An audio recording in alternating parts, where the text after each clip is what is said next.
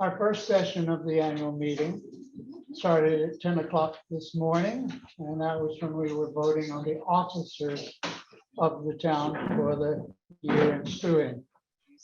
As soon as we get, I'll be announcing the results of that. This is the second session of the annual meeting where we transact all of the other business of the town. The business meeting is now called to order at about 7:12. I'd like to welcome you all to our meeting. This is over 250 years we've been doing this, and I have only done a portion of it. So I just want you to know that. Please shut off all cell phones, which I will do too. And these are the rules of the meeting that were voted on earlier today.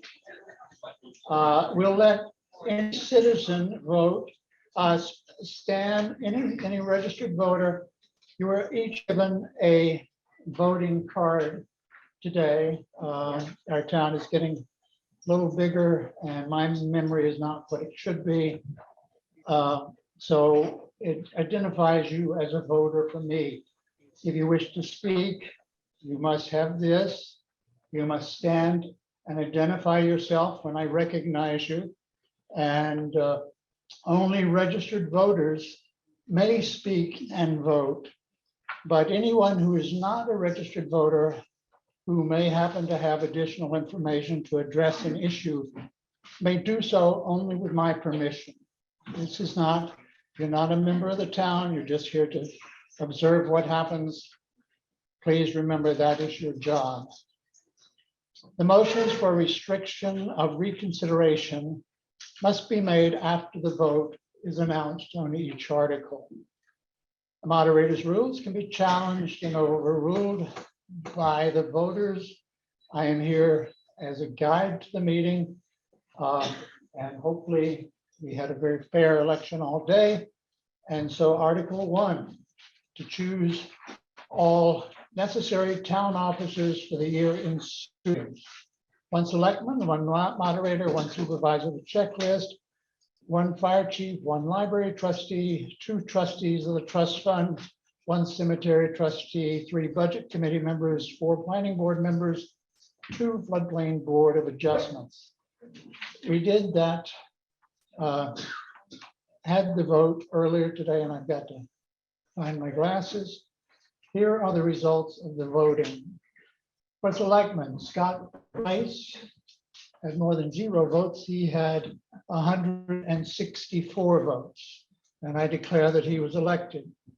I received 165 votes, and I was elected, and thank you very much. Diane Tardif will be a new checklist supervisor. We thank her for running. John McKay will remain the fire chief in town. Jackie Champy was elected library trustee.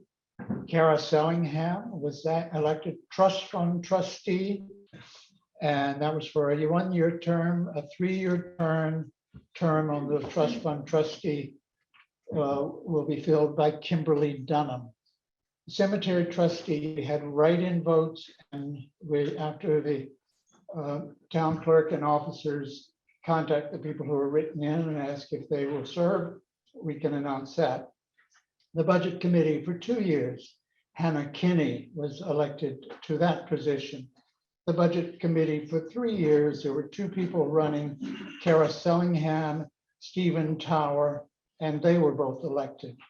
The planning board for 2 years, Diane Tardif was elected to that position. The planning board for 3 years, Hannah Kinney, Margaret Labarge, they were both elected. The floodplain board of adjustments had only write-in votes and no candidate running, and that was true for the 3-year term too. So anyone who does that, congratulations to the winner. At some point, you will need to go see Judy to be sworn in. Article 2, To see if the town will vote to raise and appropriate the budget committee recommended sum of $4,134,219 for the operating budget. This amount does not include any articles which will be voted upon separately. The selectmen and the budget committee recommend this appropriation. May I hear a motion to accept that article as I've read it? Ruth Balmer, and now I can't see in the back. All right, Mrs. Dottie Stoller seconded. Any questions or discussions? Hearing none, if you're ready to vote, if you are in favor of raising and appropriating the budget committee recommended sum of $4,134,219 for the operating budget. This amount does not include any articles voted on separately. If you are in favor of that, please raise your voting card so we can get a room. All right, thank you. If you are opposed to that, please raise your card. All right, I see none. That article has passed unanimously. Now, yes, Mr. Cheeseborough. I would like to move that we change the order of discussion on the articles and move them right up to Article 19 at this point. That is a motion. Do I have a second to move the discussion of Article 19 forward in the meeting? Yes, who is that in the back? John Partridge. Thank you. Mr. Partridge, is there any objection from the people here? If you wish to object, please raise your card now. All right. I would interpret that as an unanimous vote in favor, but please raise your cards just for the official record. Okay. So that we're moving now to Article 19.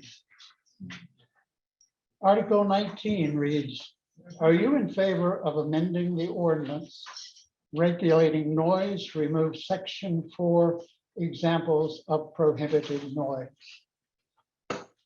May I hear a motion to accept the article as I've read it? Mrs. Talbot, Marty Talbot, and a second from Mr. Partridge in the back. All right, any questions or discussion? Yes. I won the lottery and get to speak on this one. There's a lot of passion on both sides of this whole issue, for sure. That's why a lot of people are here tonight. We have, over the last year, we've had a lot of issues of people that are against it, you know, different complaints, different enforcement issues coming up fairly often. So we talked to the town attorney, and really the examples in the original ordinance we felt were overly broad, overly restrictive. We got complaints about everything to the police, from motorcycles to people sitting outside of the campfire, which legally went over those decibel limits. So the decibels are also difficult to enforce, because if the police aren't there right at that moment, then they don't have any facts to go on. So that's another problem. The changes we give the police, selectmen greater flexibility in enforcement. It makes it more consistent with the other ordinances we have in town, like the disorderly conduct ordinance, which can be used against someone that's too loud or causing a nuisance. So that's what we came up with, and it's up to you folks to hash out where you want to go with it. Thank you, Scott. Yes, who is that in the back? Mark Sellingham. Say stand up, Mark. Thank you. My name is Mark Sellingham. I actually have had work experience measuring sound. And one of the things, as I was going around town trying to get information from people, and I'm talking to people, a lot of people thought this was just about the gun range. And one thing I want to try to do, if I can use some props, is simulate the thresholds that are being eliminated or wanted to be are 55 decibels and 65. 65 for the day, 55 for at night. Now, we don't have any exclusions for motorcycles, snowmobiles and stuff like that. So I want to give you examples of what 55, what 65 sound like. And like, for example, the state of New Hampshire allows motorcycles on, for inspection to idle at 92 decibels. But we're trying to keep everything down to 65 or below. Can I pull out my phone and turn it back on to? Yes, sir, you can. It sounds like this will be an interesting discussion. No rap.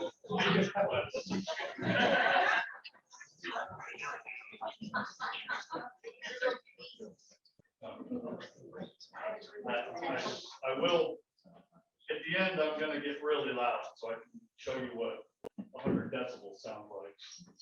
But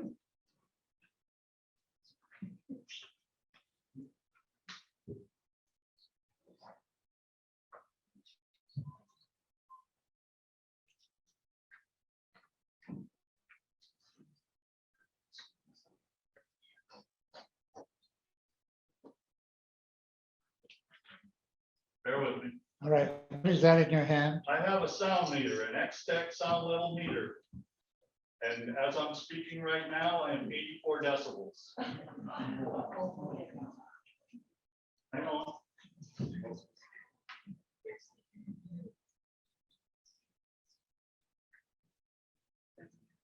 Can everybody hear that? Yeah, That's 58. That's exceeding the night level. So we're campground level here. Ready? We're gonna go to the daytime limit, 65 decibels.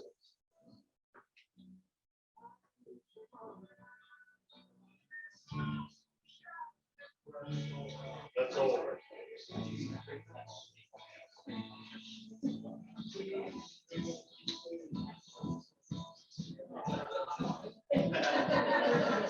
So it's going up as everybody talks. So what decibel am I speaking at from here to you? What is the decibel reading that you have on my voice right in this minute? 58. Thank you.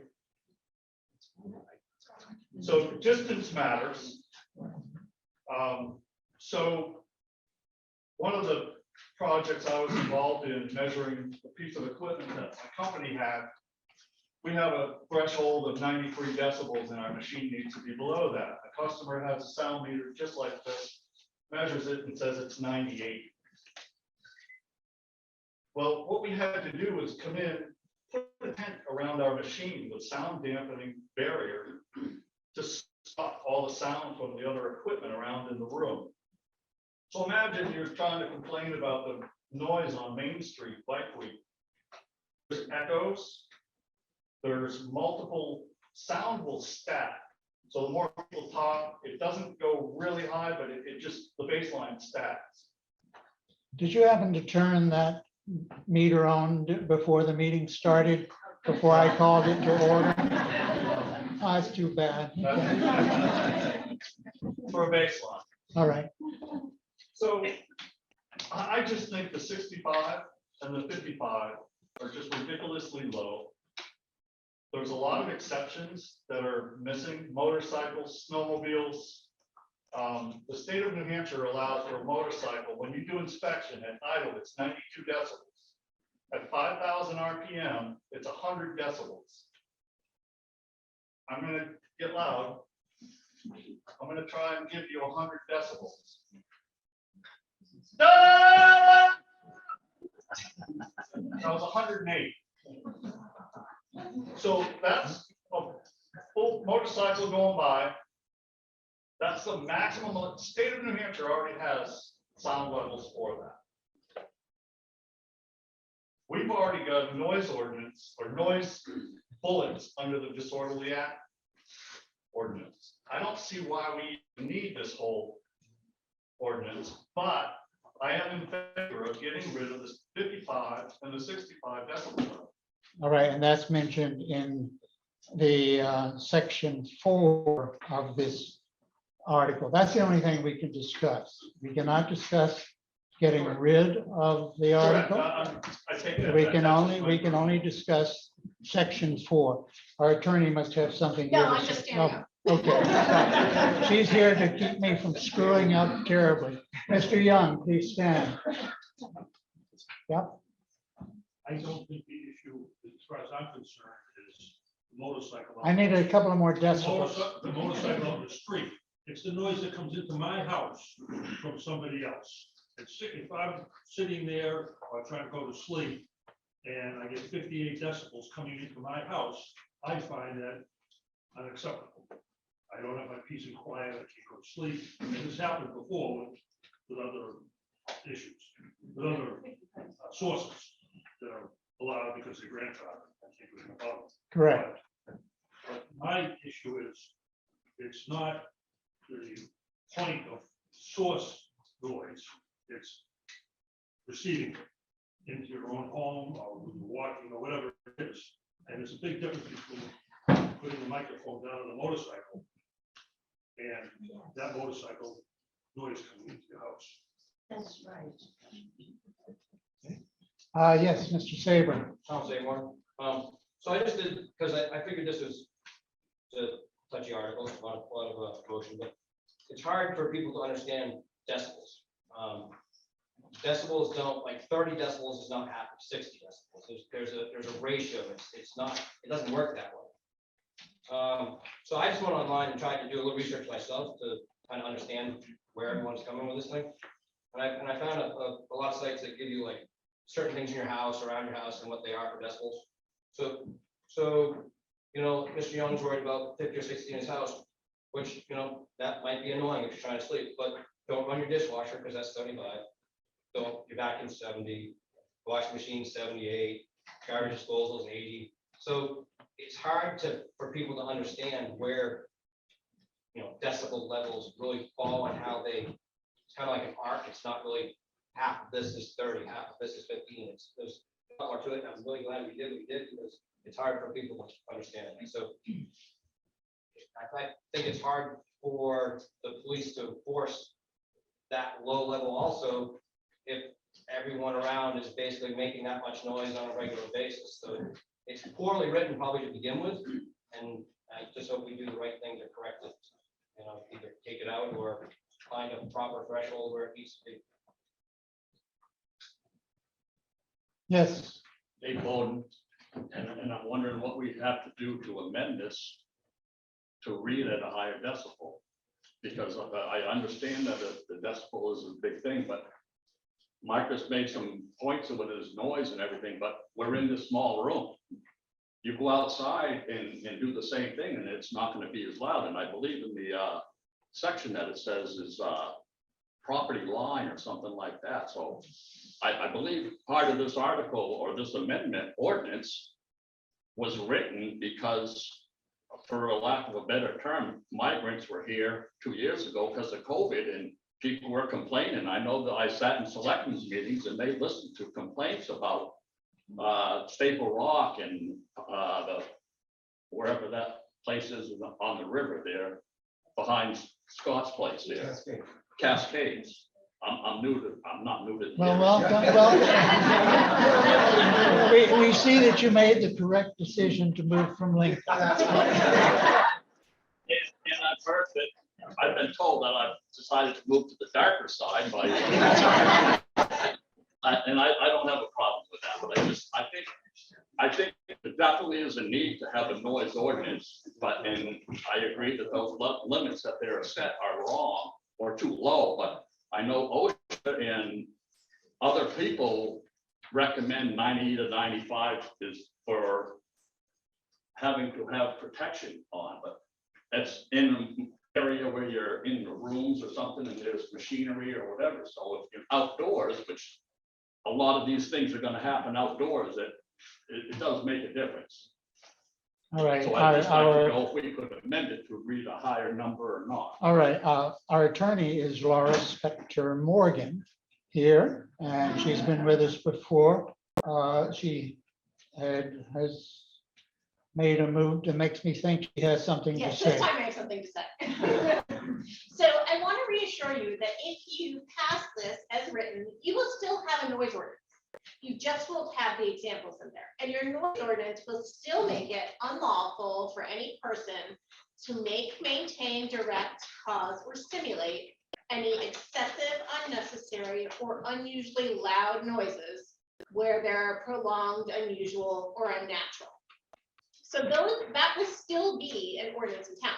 What this will do is just take out vehicles. Now, certainly you could amend the warrant article to, instead of repeal Article 4 of the ordinance, to make adjustments to it. You could change the decibel levels in it. I don't know that that solves all the problems that the selectmen have identified, but certainly that is a viable. Let's see, Mrs. Young? I think sometimes the problem isn't so much the volume and the noise, it's the hour. And it goes on till a very late hour, like 20 past 11 at night, starts again the next morning. I think that's one of the things that upsets people. And if you live right across the river from it, as we do. Well, that's a specific unregulated spot. And I live there too. What I find is helpful, at 11:30, I call each of the selectmen.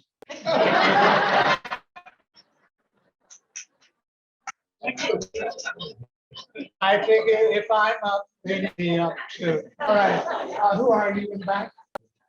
I'm Oscar Ruiz. I am new to the town. Welcome. I listened to council read the statute to us. And there's a key word in there, I think, that we're missing tonight. Sustained or prolonged. It's one thing if we're in our living room watching television and a motorcycle goes by, or someone's very loud radio is on in the car. My son. And it goes by. And someone's parked at the technical and leaves the motorcycle from 11:30, and it goes on to 12 o'clock.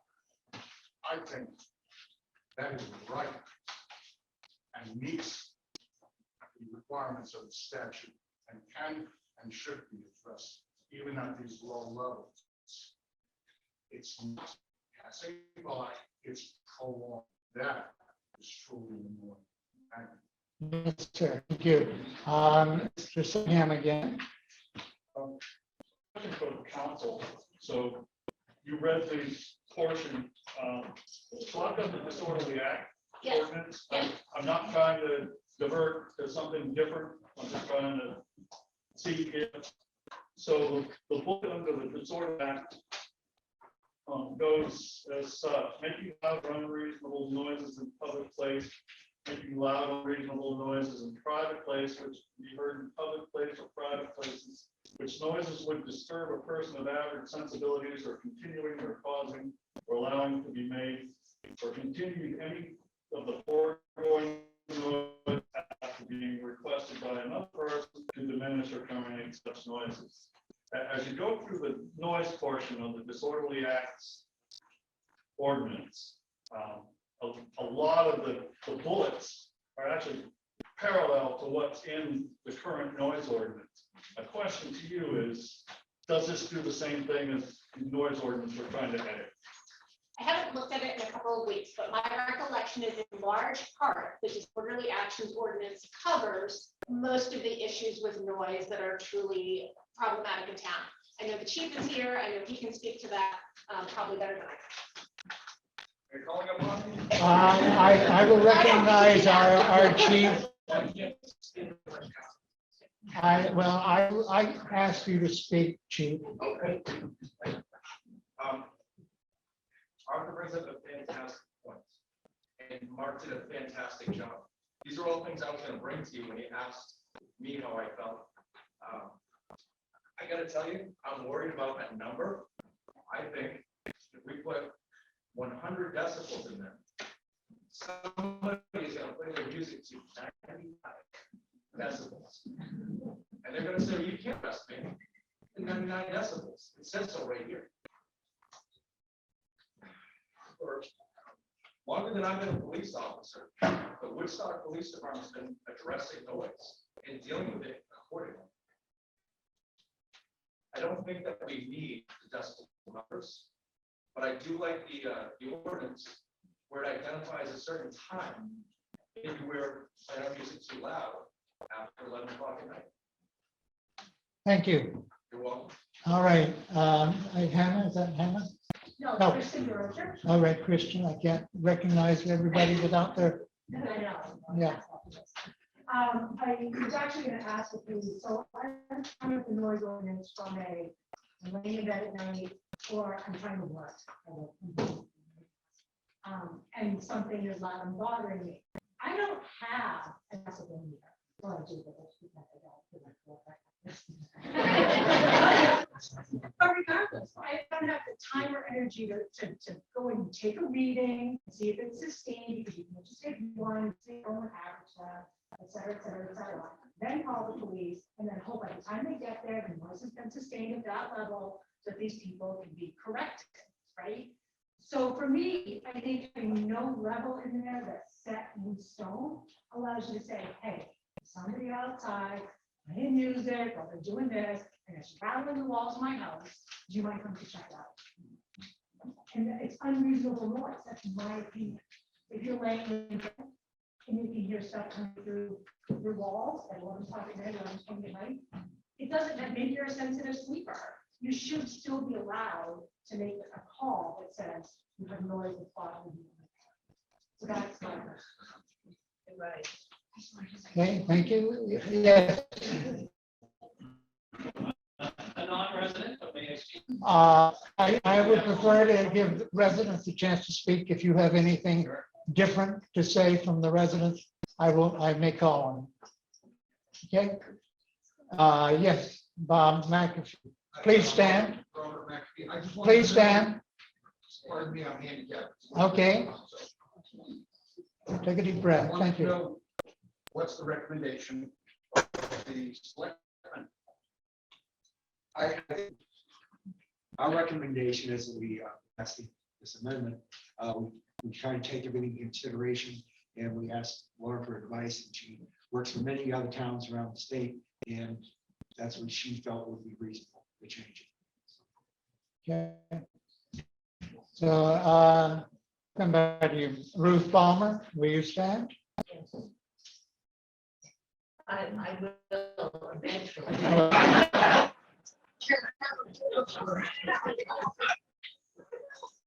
Thank you, Ruth. I agree with Al. I think distance makes a big difference.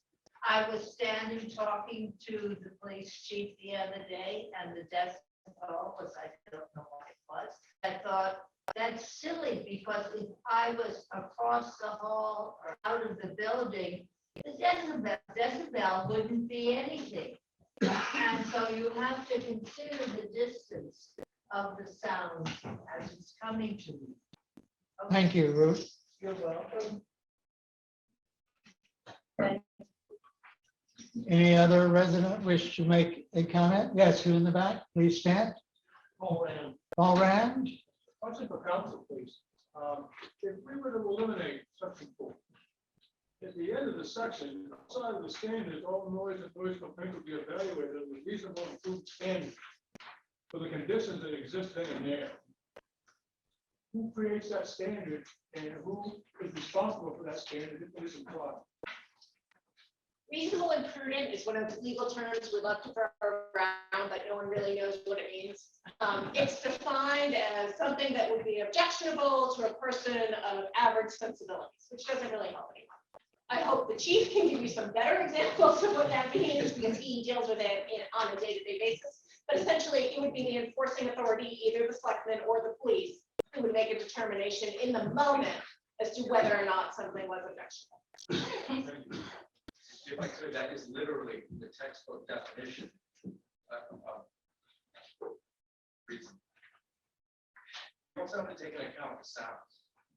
Whether it's a little bit of music or a dump truck slamming the gate, sustained or maybe just a spike in laughter, all these things come into play. And for a number of years, years, I say it again, Woodstock Police Department has responded to the issues with noise, found that they were unreasonable and dealt with it accordingly. I think if we put a bar, a number, you're asking for trouble. Another thing that was pointed out to me, and I tend to agree with, nowhere in there does it say I shall arrest somebody for noise. I don't have to arrest somebody. It does come down to the officer's determination as to what had occurred and whether or not it was reasonable. So again, putting those numbers in leaves the door open to somebody's argument or an attempt to irritate their neighbor without getting in trouble. Thank you. Right? You, who are you?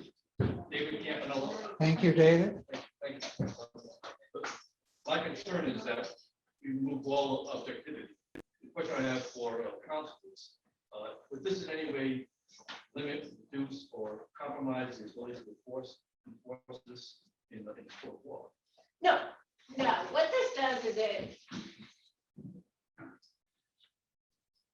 it gives the town, what it really does is it gives the town greater flexibility in interpreting what the first section of the ordinance means without the details in the examples that are perhaps too restrictive for what Woodstock experiences on a daily basis. So no, it's still completely enforceable without the examples. All right. Mrs. Palomino?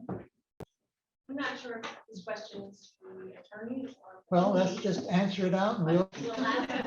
Section 4 not only includes the examples of noise, but also includes the times of Yep. day. So we're talking about removing the times of day too. It would remove that as well. I don't know whether there is anything in the disorderly actions ordinance that deals with times of day, but I will say that given the unnecessary noise prohibited, a different standard is going to be applied at midnight than it would at noon, just because something that is reasonably loud at noon is not necessarily reasonably loud at midnight. But he is living near a campground. which we're not- Hey, excuse me, somebody's talking in the back. We can't hear the people talking up front. Yes, The times that are in here, I think, are reasonable for campgrounds, for anybody to tone it down a little starting at 10. So if you remove all of that description from section 4, you remove those times as well. We can amend it to keep the times in there. I can figure out a way to do that. I appreciate it. okay. All right, I saw, yes, Mr. Young, I would please suggest, stand. that we eliminate the decibel levels only and leave everything else intact. Okay, then you may make a motion to that effect in a moment after we get through with the discussion. Yes, Anne Marie O'Neill. When a dozen motorcycles go by my house on Lost River Road, it is very, very noisy, summer and winter, but there aren't many in the winter. But it's very, very annoying in the summer. And as you know, it happens often, but there's no way for the police to do anything about that. Because they're gone by the time they get to your house. So. All right, Mr. Sell, I'm trying to look for new voices, faces. Yes, sir. Mr. Bankowski. Bob Pinkowski. Just curious if by taking the whole thing out, is there any reason that it's going to hurt to take A, B, C out as well? Or should it be redone? The whole section 4 comes out, A, B, and C, So and in the decibels. in your opinion, does it make sense to get rid of A, B, and C? Because it seems like they're good examples. That is not up to me. All right, that's Yes, I not, would- all right. You get ready to make a motion. You get ready to make a motion. Mrs. John. Question, is there any way we can set a curfew? It's not the noise for a short amount of time, but when it goes on, it's so late in the night, it starts again early the next morning. I think we need a curfew for the next day. I don't believe that bringing a new subject matter into this ordinance is, I can't let you go that direction in this discussion. That is adding a different process to the noise ordinance. And we have to stick with what we've warned people we're going to be talking about. If next year we come forward and say we wish to talk about a curfew, that is a different topic and will be in the warrant, and we would talk about it then. But you can't talk about a curfew when you're talking about section 4 of this noise ordinance. Yes, Mr. Sellingham, one last time. Sorry. No, don't apologize. So just as we're looking to get rid of section 4, the decibel levels, we're modifying the noise ordinance as it is. We've got the disorderly acts with the noise bullets in that. My question to the selectmen and chief, does it make sense to have both?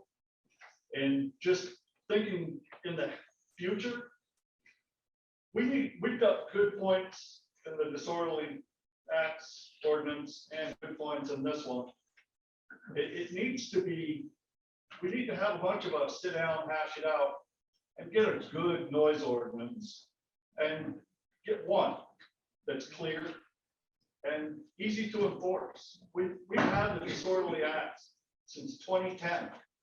We were fine, like he said, we were complaining about noise then. I just think we need to think forward, get one clear policy, one clear ordinance, and pull some from the disorderly acts, clean that up a bit, and get one good noise ordinance. That's all. Okay, thank you. All right. I had a gentleman in the back. He's not a registered voter. What do you have to add to our discussion, and who are you and where are you from? Okay, so Kevin Foley at 10 Temple Drive, and I had a hand in creating the noise ordinance last year. And I'd like to address some points that came up during our discussion. First, I think since disabled, so what's the noise levels? You'll have to speak a little louder. I'm having trouble hearing you. Okay, so with the decibels, it's a logarithmic scale. So going from 55 decibels to 65 decibels is 10 times as much noise. So in changing the decibel levels, I think that that's a good idea. But just remember, going from 65 to 75 means the level will be 10 times higher. In addition to that, the 65 and the 55 are at the property line.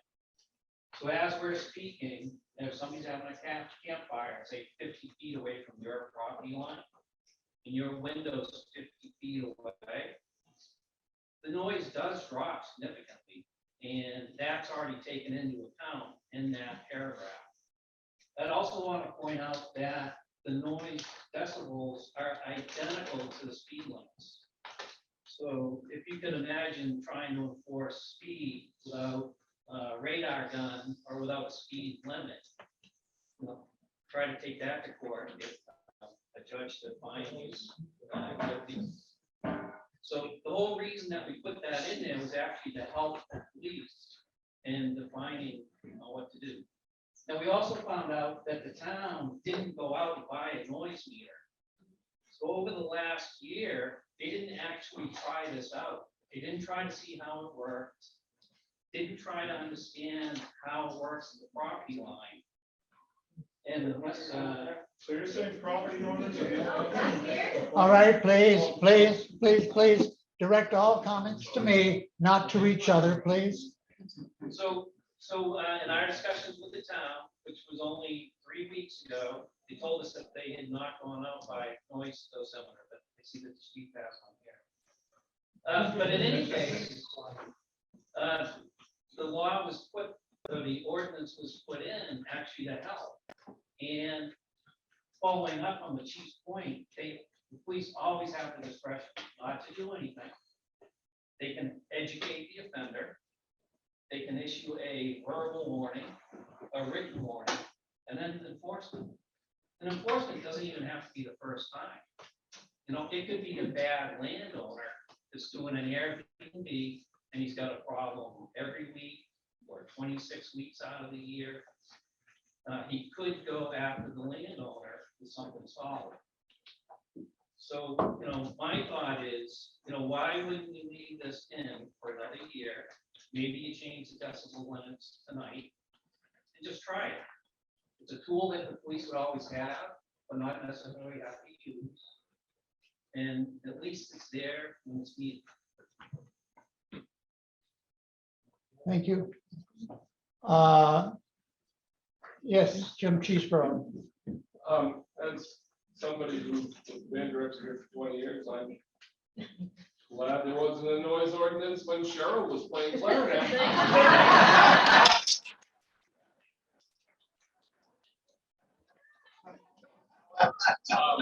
I am someone Cheryl, who- it was wonderful. The squeak, so.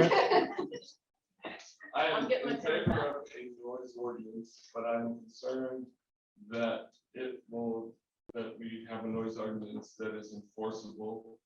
And so, Isn't enforceable? yeah, Okay. and is enforceable. Oh, is enforceable. You want, you So want, I'm wondering if we remove this article, this section of the ordinance, will that impede the police department in any way?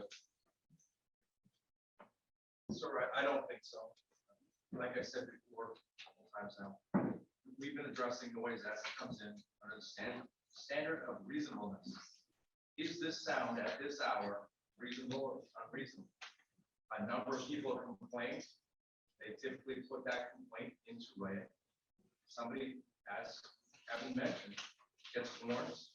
Maybe they come back a second time and the officer cites this person. And you go to court, he argues that it was not unreasonable. Why can't officer stands up and states their case, a judge makes this decision. I don't foresee needing the decibel level to continue enforcing noise ordinances or even state statutes.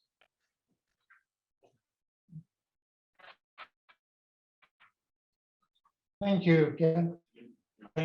Yes, sir. Ruiz, is that?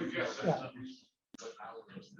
As pointed out, if there's no way to measure the decibel numbers are an academic exercise. Thank you. All right. Any other discussions now? I've heard mention of making amendments to this warrant article, removing sections A, B, whatever. I haven't got. We're talking about section 4, but there are A, B, C, and D parts of section 4. Okay. All right. We can take a vote on this now, if you are ready to vote, or I can entertain motions to amend the original article.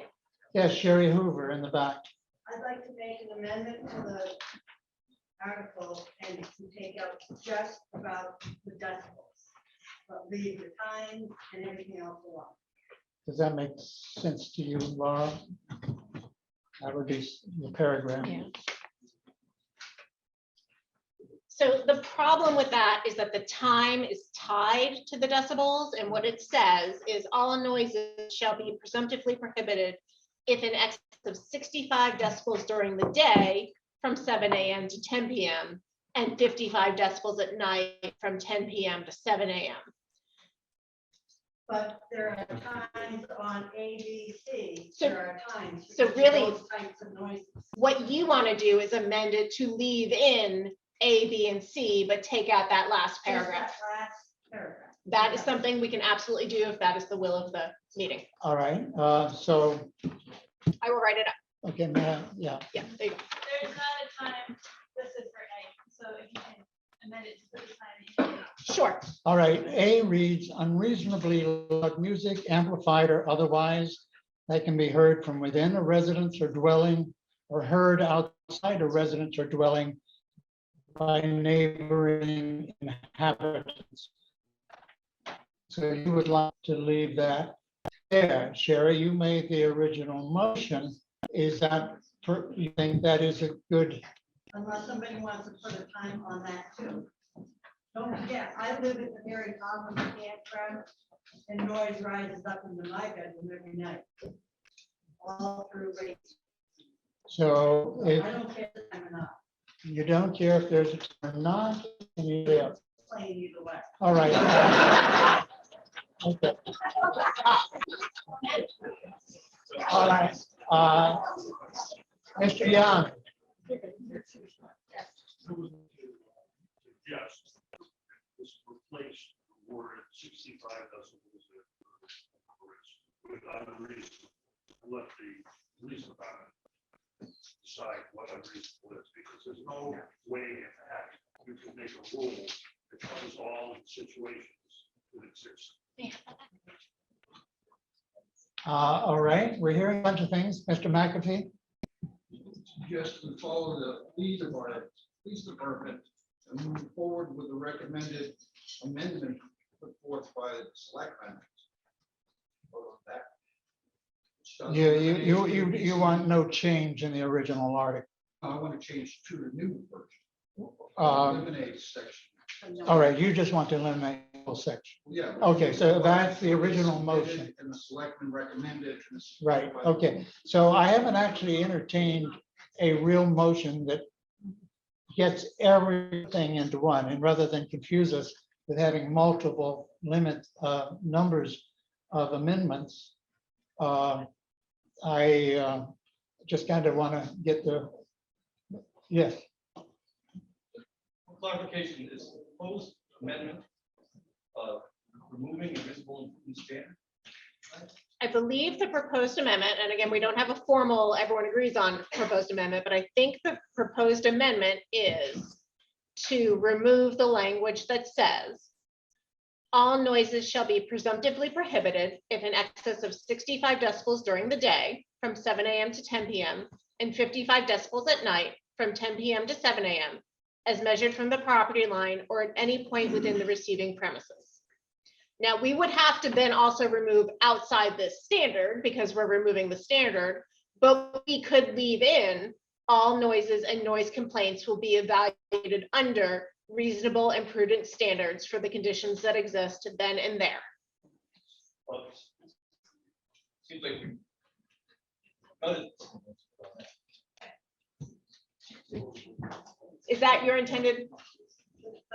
Okay. all right, in the back, who are you? Diane Tardif, okay. Welcome, as she's one of our new registrars, our newest registrar. Congratulations. All right, so Diane, I can't hear you because I'm talking too loud. Okay, hold on, please. Somebody else has the floor. Okay, yes. My question is, no matter whether we have this in place or not, keep it as it is, if someone will call, local police, would he not come regardless thereof, whether it was a 9 or an 8 or a 10, somebody's judgment, and when you're pissed, it's a lot louder. So, I'm just saying that when you start butling and put it into a little hole, you start losing the opportunity to go to somebody and say, geez, I'm your neighbor, and welcome to the neighborhood. A lot of times it's the kids that come up on the second home. But you know what? I've never once had to say, you know, well, it's our house, we're gonna play music. They've always been courteous, you know, said hi to them. So, really be careful putting out ordinances and everything else. Next thing you know, you're gonna say, what is it? We've had a hot spell. If somebody wants to get up at 6:30, or maybe 2 people in the neighborhood get up at 6:30 and want to mow the lawn before it gets really hot. All of a sudden that becomes an issue. Instead of, hey, we're gonna get over or go over, it's just dividing people. I think we should have a very study it and get maybe some of the feelings out. All right, well, that's beyond the scope of this motion, this article that is written in the warrant. So we cannot do that. All right. So thank you. Yes. Excuse me, I can't hear you. Protocol, and I want to know about the written vote on this article. When we get to voting on the article, as it's written, Article 19, I have received a petition signed by 6 voters who are present in this room, registered voters. And so we will have to have a secret ballot to vote on this. But any discussion is not covered by this article. Only the vote is covered by by this. Any amendment, unless I got another petition for an amendment on each article that we may be voting on, I would have a separate piece of paper. Ma'am, do you also want to add a time frame to A? It doesn't matter to me. Somebody else Yes. wants to. 11 to 7, does that work for everyone? Whatever's consistent with the other, yeah. 10:30 to 6. 10:36. Okay. That's consistent. Okay, so this is the amendment as it has been sort of moved. All right, okay, Sure, I will speak up. The amendment as has been proposed by, I'm sorry, I don't know your name, Sherry Hoover. Sherry Hoover, is to amend Article 4 of the ordinance regulating noise as follows. Remove the following language. All noises shall be presumptively prohibited if in excess of 65 decibels during the day from 7 a.m. to 10 p.m. and 55 decibels at night from 10 p.m. to 7 a.m. as measured from the property line or at any point within the receiving premises, period, outside this standard. So all of that language would be removed. And then we would add a time frame to section 4A of 10:30 p.m. to 6 a.m. That's your motion? Okay. right, we've heard the motion is accepted by the original mover. Is there a second to doing that? Cheesebro has made it done. And we'll get a third here with Dean Roth also. Yes, Tom Saban. Tom Tingle. So let's make a comment. We've asked the police chief who's gonna have to enforce this, what his thoughts are multiple times, and he's stated multiple times what his thoughts are, and still we're trying to do something different than what he's telling us. To me, that doesn't make any sense. Well, They're it the may ones not that be have- any sense, but that is what this meeting can do. We What have not made sense in a lot of these meetings. I'm saying is, these are the people who we hire to enforce our rules and laws. When they tell you what they think, we probably should listen to them. We're not gonna be the ones out there. All right.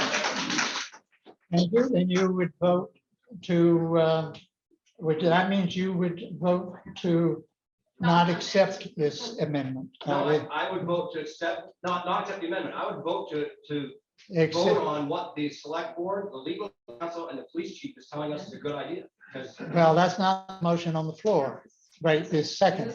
Right now, we're talking about Sherry Hoover's amendment so I would say. that our attorney then I would wrote say for. don't vote against that amendment. You would not vote for that. Okay, Mr. Palomino. I just, maybe I'm just confused here. Excuse me. I'm Don't just talk, confused. talk to me, Jay. Oh, sorry, I'm just confused to Chief. Chief, does this change your perspective if hours are added by this new amendment, or is this still something that would make your job? I'm just different as far as the hours are concerned. I think that it's useful in respect to a construction company that wants to start work. If they want to start work at 6:30 in the morning, and you folks put it in writing, they can't. When somebody complains, I'm gonna look at my watch. That's what the townspeople want. So as far as I'm concerned, I'm indifferent with the times. If the times were left in, that's fine with me. When we talk about reasonableness, I don't need times to recognize whether or not a snowplow at 4 o'clock in the morning is unreasonable as opposed to jackhammer. Yes, they do. All right, okay. It's been moved and seconded that we amend Article 19. Yes, Just so everybody knows, if you don't agree with what's being put forth here, and you vote it down, then you're going back to voting on the original item. that is correct. I will make that clear before we take any votes. Right, here is the motion to amend. Do you want me to read it? Yes, Are you in favor of amending Article 4 of the ordinance regulating noise as follows? Remove the following language. From all noises shall be presumptively prohibited through outside the standard, and add a time frame to section 4A of 10:30 p.m. to 6 a.m. And that's the only change, That would be the only change to the ordinance, yes, okay, or section 4 of the ordinance. yes. All right, you've heard that. We've had discussions. If you are in favor of amending the article as Mrs. Hoover has suggested, please hold your card up. All right. Okay. That's, hold on just a second. I need some help counting, folks.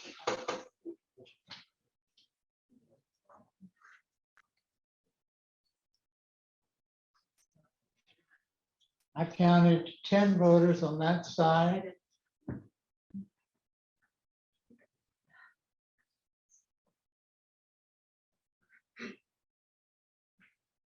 A little more strength in that opinion, Marty. All right. And but I had 18, so, I had 19. okay, all right. So the motion passes.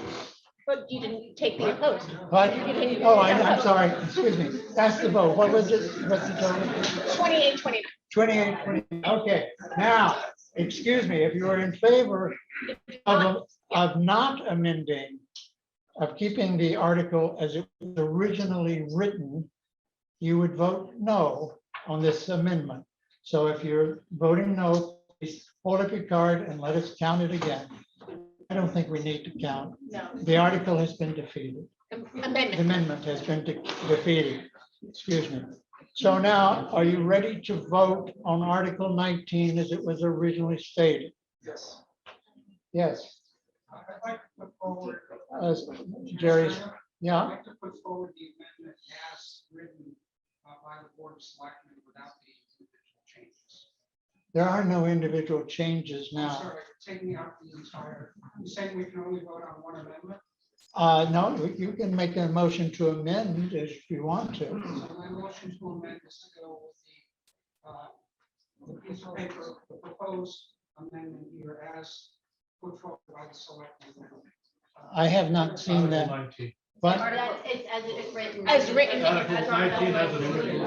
well, that's what we're going to be voting on, Jerry. This is what you're voting on? Yes, I'm trying to. I will vote. I'm trying to get there. If you have any questions, so Article 19 says, are you in favor of amending the ordinance regulating noise to remove the entirety of section 4, examples of prohibited noise? If you're willing to do that, that will now be a written vote. Bring your voter cards up here. Please don't share them with anybody. We're just going to take the cards.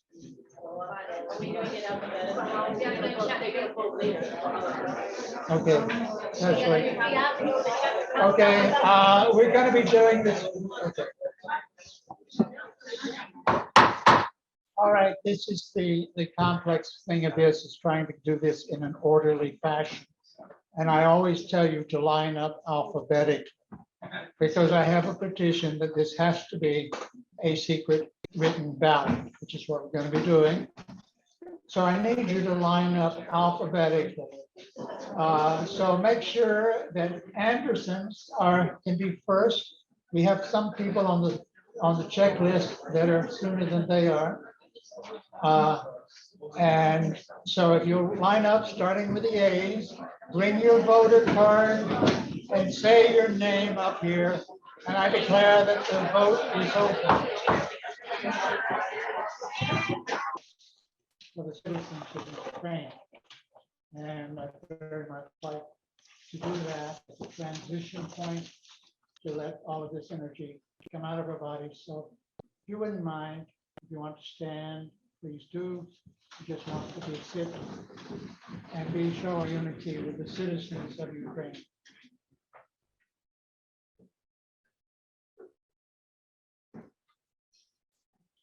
Thank you. The vote on Article 19 was 80 votes voted to accept the article as it was originally published, and there were 25 no votes. I declare that Article 19 has passed with that vote, 80 to 25. Now, also, now before we leave this part of business, could I have a motion to restrict reconsideration on this vote at this meeting for Articles 2 and 3 at this time? Motion is made by Mr. Palomino, seconded by Mrs. Young. You understand that? This means we can't bring up this topic anymore at this meeting. All those in favor of the motion to restrict reconsideration of Article 2 and 3, please say aye. Aye. If you say no, if you want to keep the discussion possibility open. All right, thank you. I declare that those articles have been restricted from what? 2 and 19. Article 2 and 19. Okay, you said 2 and 3, I just No, wanted. I thought I said 2 and 19, maybe. Oh, I said 3, okay. Thank you, okay. My elementary school background, I can count to 3, all right, so we got, I can't make the jump to 3 to 19. All right, Article 3, if any of you want to, if this was what you were here for at the meeting, you're welcome to make your way outside quietly if you wish to see how we conduct the rest of the meeting. It's a pretty similar format, and we welcome you to stay, and particularly if this is your time being with us. So Article 3. Water Department restricted fund balance. To see if the town will vote to raise and appropriate the sum of $100,000 to replace the water system well pumps with VFD flow meters, and to fund this appropriation by authorizing the withdrawal of $100,000 from the Water Department restricted fund balance as of December 31, 2021. The Selectmen and Budget Committee recommend this appropriation. May I hear a motion to accept Article 3 as I've read it? Sherry Hoover, secondly, Margaret Lepage. That's not quite right, is it? Okay, thank you. Any questions, discussion? Yes, Mr. McAfee. Just for clarity, this is voting for town people that don't get water to pay for water. No, these are funds that come from the billings of citizens who have water. Yeah, Scott? What this is there's a surplus in the water department.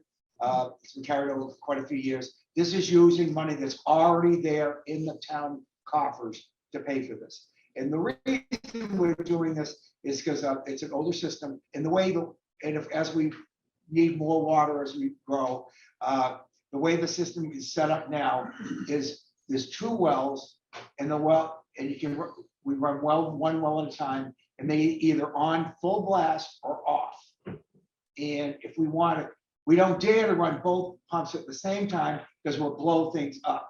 So what we want to do here is put 2 variable speed pumps in to replace the existing pumps so that we can adjust the flow and how fast the pumps work to adjust the amount of water going into the system. And Mike can control that. Also, the fact that as regulations have changed, this high magnesium in one well and not the other, that will give us the ability to blend the water from one well to the other to keep the level of the magnesium low enough.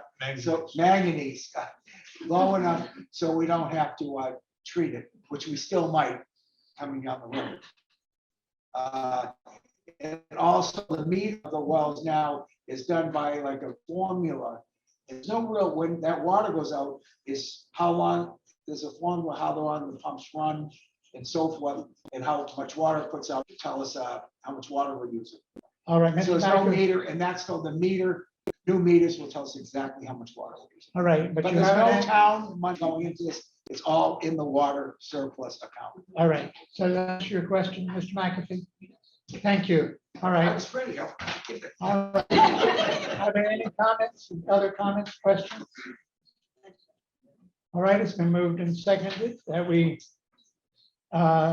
town will vote to raise and appropriate the sum of $100,000 to replace the water system well pumps with variable flow devices, flow meter, and to fund this appropriation by authorizing the withdrawal of $100,000 from the Water Department restricted fund balance as of December 31, 2021. If you are in favor of Article 3, please signify by saying aye or hold your card up. I got to get used to that. Say no and hold your card up if you're opposed. All right, that passes unanimously. Community Center, to see if the town will vote to raise and appropriate the sum of $5,000 to be placed in the existing Community Center Capital Reserve Fund previously established. Government and Budget Committee recommend this appropriation. I hear a motion to accept Article 4 as I've read it. Don't get Mrs. Palmer and Mr. Bankowski. All right, any questions, comments? Yes, Mr. Waterhouse. Waterhouse. Is there any, is it possible to know what the balance is in these capital reserve accounts? And would it be appropriate as we go through these, just to take a breath and state which the amount that is in each one of these accounts in the next dozen articles? So, Okay. as of right now. Yep. If you turn to page 32 in your book, you'll see where the capital reserve accounts are as of December 31st, 2021. Pardon? Unaudited. And then I can tell you right now, I mean, you can read it right there, but as of right now, the community center has $5,000 in there. That was appropriated 30. last year. correct? That was appropriated last And year. that was the It's a new first account. time we appropriated, okay. Yep. All right. So any other questions? All right, we have made a motion and seconded to see if the town will vote to raise and appropriate the sum of $5,000 to be placed in the existing Community Center Capital Reserve Fund previously established. If you're in favor of Article 4, please signify by holding your cards up now. Yes, and say aye. I like the sound of that. If you're opposed, say no. I heard a no. No, I didn't. Okay. Unanimously affirmative vote. All right, Article 5, revaluation, to see if the town will vote to raise and appropriate the sum of $25,000 to be placed in the existing revaluation capital reserve fund previously established under the provisions of RSA 35(1) to meet our constitutional and statutory requirement that the assessments are full and true, which revaluation must occur at least as often as every 5th year. I hear a motion to accept Article 5. All right. Ms. Desjardins, who was there? Is that John Partridge in the back? Okay. Any questions, comments? Hearing none, it has been moved and seconded to see if the town will vote to raise and appropriate the sum of $25,000 to be placed in the existing revaluation capital reserve fund previously established under the provisions of RSA 35(1) to meet our constitutional and statutory requirement that assessments are full and true, which revaluation must occur at least as often as every 5th year. The Selectmen and the Budget Committee recommend appropriation. If you are in favor of this article, please signify by saying aye and holding your aye. If you're opposed, say no. And do the same thing. That is a unanimous affirmative vote. Article 6, paving, to see if the town will vote and raise the sum of $5,000 to be placed in the existing paving capital reserve fund previously established. The Selectmen and Budget Committee recommend this appropriation. I hear a motion to accept Article 6. Since I've read it, Mr. McAfee, second by Mrs. Talbot. I'd like to make a motion that we raise that to 25,000, that's 5,000. Yep, right. So, currently we have 120,000 in there. And we also have highway block grant, capital reserve funds of 219,000. So that's more than enough to cover our costs. And we also, we received bids for a couple of the projects we're doing this coming year. We have Center Street. We have about 600 sidewalk and Russell Farm Road and the town office parking lot. And those have come in around 120,000 as of right now. So we have more than more than enough to Is cover. there any consideration of doing anything other than redoing things that already exist? Not at this time. All right, I hear you started to make a motion. Are you withdrawing that, making a motion? Of raising the, I know, but you made a statement that you might want to raise that, so I'm not giving you the opportunity to do that. Okay, okay, so you're withdrawing that statement. All right. Any other comments, statements? Moved and seconded to see if the town will vote to raise and appropriate the sum of $5,000 to be placed in the existing paving capital reserve fund previously established. In favor of Article 6, please signify by saying aye and holding your cards up. Aye. If opposed, say no. That is a unanimous affirmative vote. Article 7, the highway block grant, to see if the town will vote to raise and appropriate the sum of $23,167, which is the anticipated grant amount this year to be placed in the highway block grant capital reserve fund previously established under the provisions of RSA 35(1) for the purpose of any maintenance, repair, and or improvements to Class 5 roads in town. I hear a motion to accept Article 7 as I've read it. Was that Mrs. Young? Second, anybody else? Second by Ms. Holtz, yes, Scott, sorry. Was it Sharon or Scott? Sharon, it was Sharon. Yeah. My fault. Okay, any questions?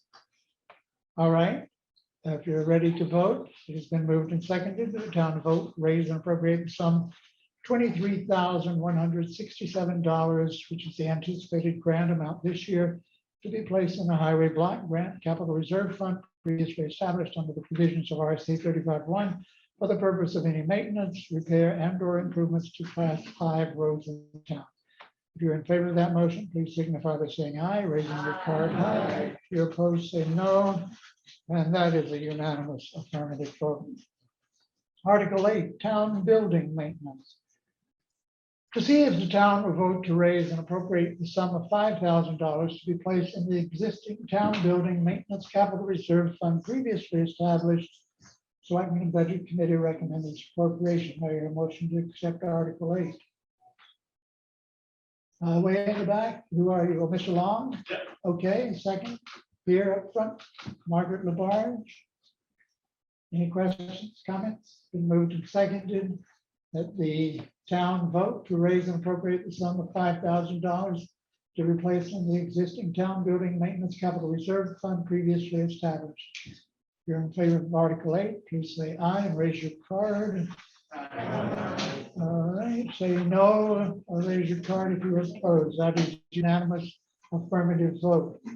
Article 9, fire department equipment, to see if the town will vote to raise and appropriate the sum of $15,000 to be placed in the existing fire department equipment capital reserve fund previously established. The selectmen of the budget committee recommend this appropriation. The majority vote is required. Article 9, I hear a motion to accept Article 9. Mrs. Cheesebro and I'm trying to keep a variety of people. Okay. Nickel, no, yeah, Nickel now. All right. Who? Sally Nickel. All right, we get some, sometimes you've lived long enough to know too many names of people. So I got going through my head. I have to go through the alphabet. So, all right, any questions? It's been moved and seconded to see if the town will vote to raise and appropriate the sum of $15,000 to replace in the existing fire department equipment capital reserve fund previously established. If you're in favor of Article 9, please signify by saying aye and raising your cards. Opposed? And there is no opposition. It's unanimous affirmative. Fire truck. To see if the town will vote to raise and appropriate the sum of $50,000 to be placed in the existing fire truck capital reserve fund previously established. Selectmen of the budget committee recommend this appropriation. May I hear a motion to accept Article 10 as read? All right, that's Mr. Wood and Mrs. Roth. So any questions, comments?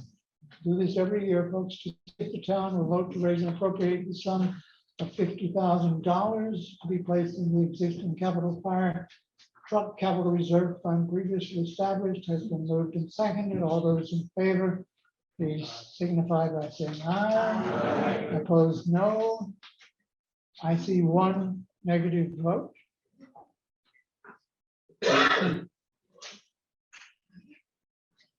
All right, that passes, and I so declare. Article 11, the library computer equipment expendable trust. To see if the town will vote to raise and appropriate the sum of $2,000 to be placed in the existing library computer equipment expendable trust fund previously established, recommended by the Selectmen Budget Committee. I hear a motion to accept Article 11. Who is that? Barbara Avery, seconded by Ruth Palmer. Unbiased people. Really good enough. Okay, we appreciate that. All right. So in moved and seconded, any questions or comments on this question? It's been moved and seconded to see if the town will vote to raise and appropriate the sum of $2,000 to be placed in the existing library computer equipment expendable trust fund previously established. If you're in favor of Article 11, please signify by saying aye. If you're opposed, say no. I see no opposition. That is a unanimous affirmative vote. Article 12, the solid waste facility improvement. To see if the town will vote to raise and appropriate the sum of $15,000 to be placed in the existing solid waste facility improvement capital reserve fund previously established, Selectmen and Budget Committee recommend this. Article 12, I need a motion to accept that as read. Mrs. Young, Mr. Saburn. Any questions, comments? Been moved, oops, yes. I would just like to say that they were the one. I can't hear you if you repeat it. I would just like to say they did a spectacular job. Okay, thank you. It's really very nice. Yes. Any other comments? Hearing none, seeing none. It's been moved and seconded to see if the town will vote to raise and appropriate the sum of $15,000 to be placed in the existing solid waste facility improvement capital reserve fund previously established. If you're in favor of Article 12, as I've read it, please signify by saying aye. If you're opposed, say no. Seeing none, that's a unanimous affirmative vote. Article 13 is highway maintenance, to see if the town will vote to raise and appropriate the sum of $5,000 to be placed in the existing capital highway maintenance reserve fund previously established. The Selectmen and Budget Committee recommend this appropriation. We would like to make a motion to accept Article 13. All right, Mrs. Holtz. Scott Holtz, excuse me, and this is Mrs. Holtz. Sharon, okay. I have to go through many steps to get to your name. I'm sorry for that. Is there a second? I saw a second back there. Okay, who is that back there? Gordon, Mrs. Gordon, whose first name is evading? Melinda, all right. Thank you. Say it slowly and clearly, and maybe I'll remember it the next time. All right.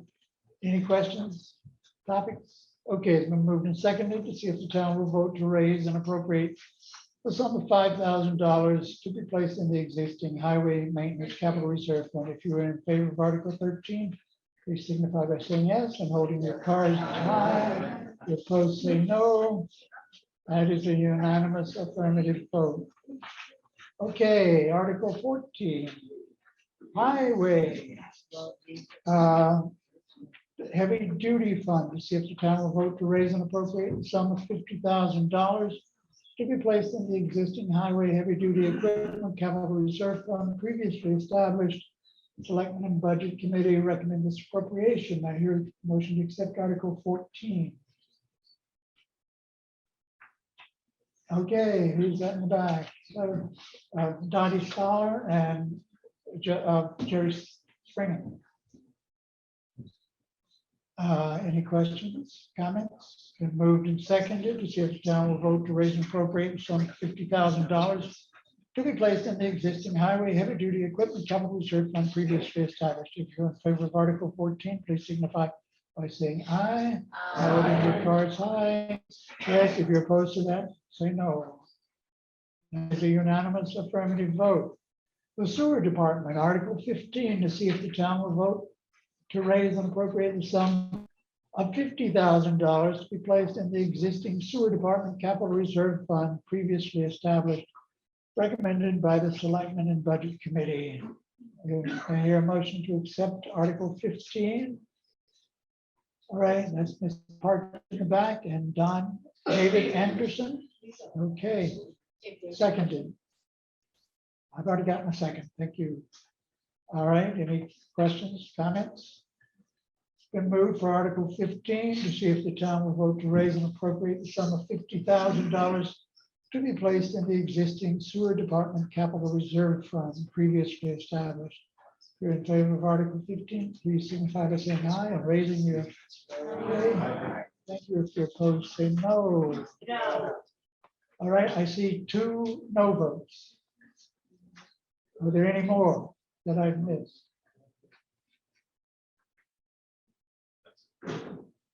I do declare that the article has passed with opposition. Article 16, the water department, to see if the town will vote to raise and appropriate the sum of $120,000 to be placed in the existing water department capital reserve fund previously established. This has been recommended by the Selectmen and the Budget Committee. I hear a motion to accept Article 16 for the water department. All right, the back is, I still can't. Oh, Kara, okay. Sorry, you were in the shadow there. And John Partridge seconds it. All right, we moved. Any questions, discussions? Yes, Mr. Waterhouse. Yes, on this one, that's 130+% of what the balance is in that fund. Does the town have a plan for that money? Yeah, we have a water main repair right now that we know of, that's gonna be upwards to 90 to 100,000. That's a main water line, so that's gonna take a lot of that, leaving less than 100,000 in there for any other major breaks in the course of the upcoming year. Great, thank you. All right, Mr. Young. Yes, I have this question before, but I ask it again. This is a capital expense, the water department. How is it recouped? Recouped from the fees? Correct. That's all. There was a fairly significant rate increase in the fees for the water department this year and sewer fees. All right, it's been moved and seconded that the water department, yes, David Bowden. Does this go to the same fund, the water fund, or is it all taxpayers paying for this? Just the water, Just just people using water water. users. Just Okay. water users. Thank you. We're safe and dry on Route 175. Okay.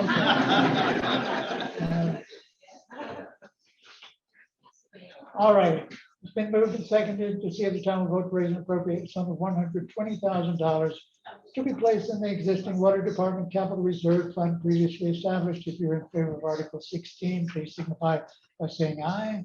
Aye. If you're opposed, say no.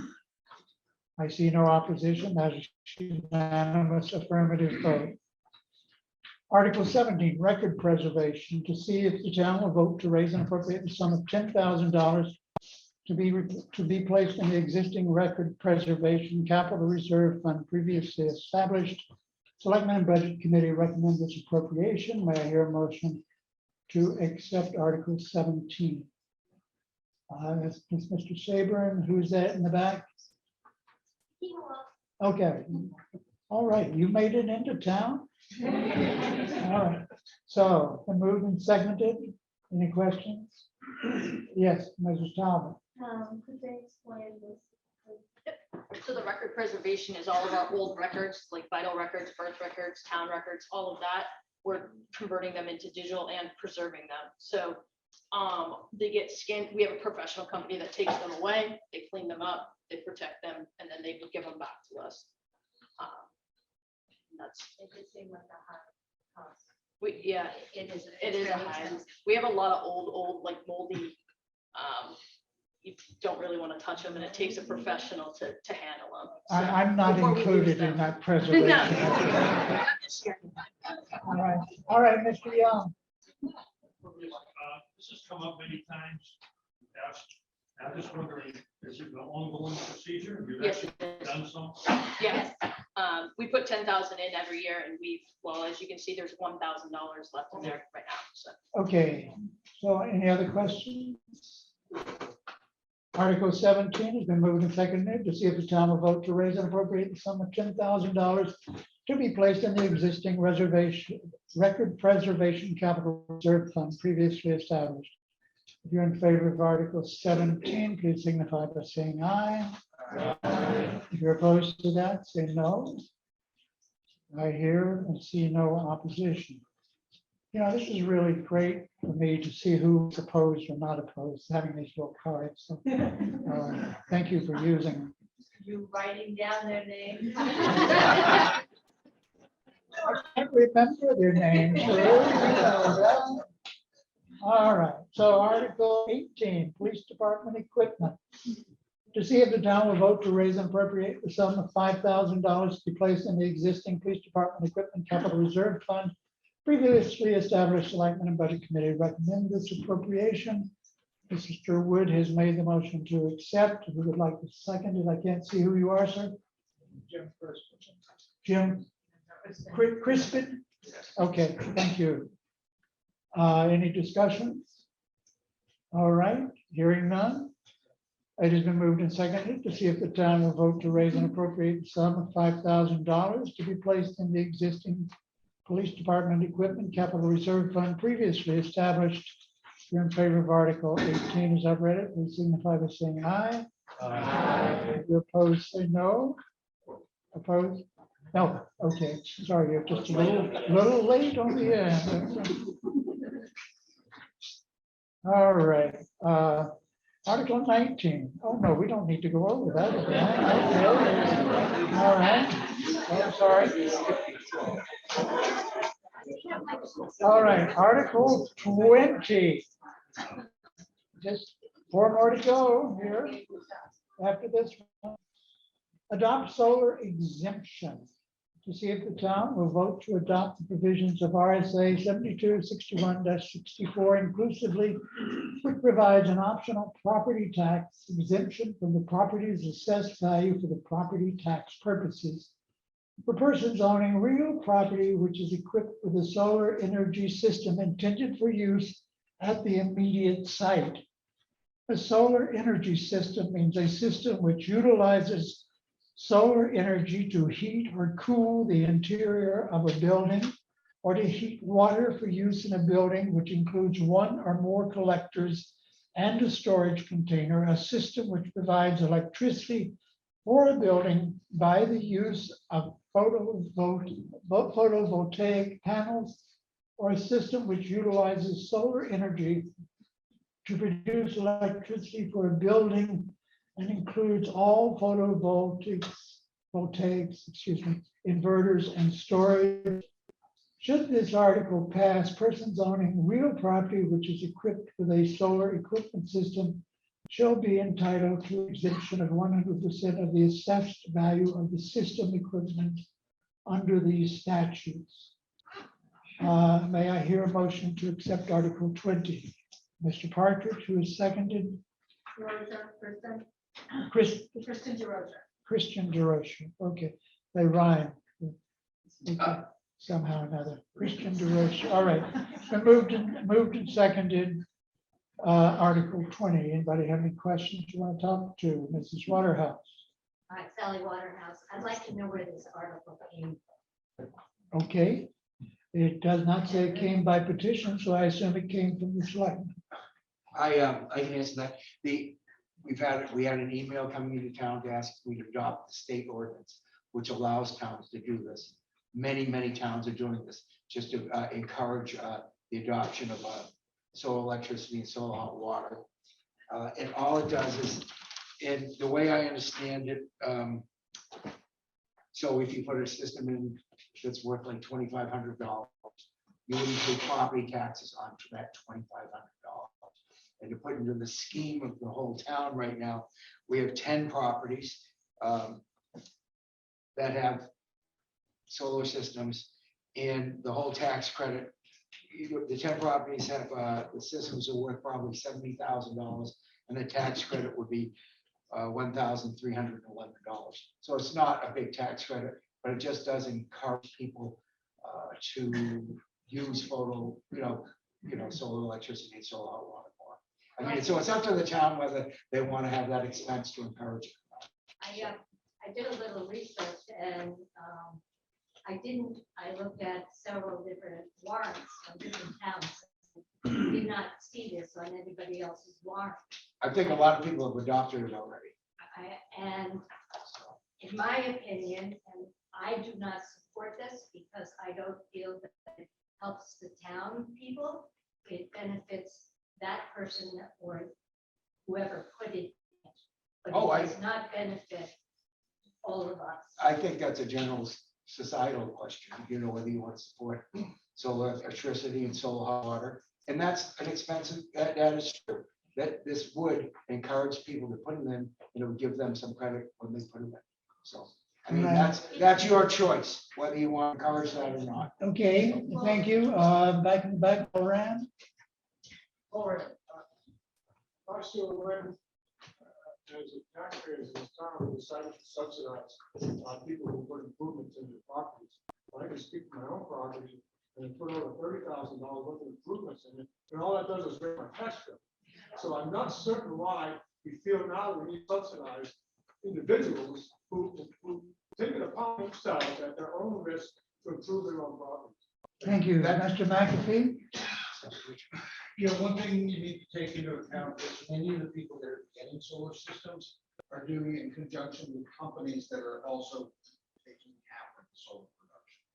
So you're not only subsidizing an individual, you could be subsidizing other companies. Okay, I saw another hand front, Mr. Cheeseborough. This is a one-time rebate? or is It it goes, every year? the tax exemption No, it is exists forever. Forever? Well, at least as long as the state law is in effect. So like I say, it is giving a benefit to someone that does make an improvement. It's really a social decision here that you're making, not really it's, so One other that's your question, choice. Is it just for residences or businesses as well? I think it's both. Well, All right, back in the back. Yes, who are you? Oh, Nicole. I just had a question in reference to the state statute. It's only available for solar energy. What about other types of energies that are available, such as geothermal and wind? Laura? There are different types of tax credits for various types of energy systems. This particular statute deals with solar, and that's all it's being proposed this year. Right, Sally Waterhouse again. I can just answer Nicole's question again. Wood heat, like your wood furnace, there's an exemption for that as also.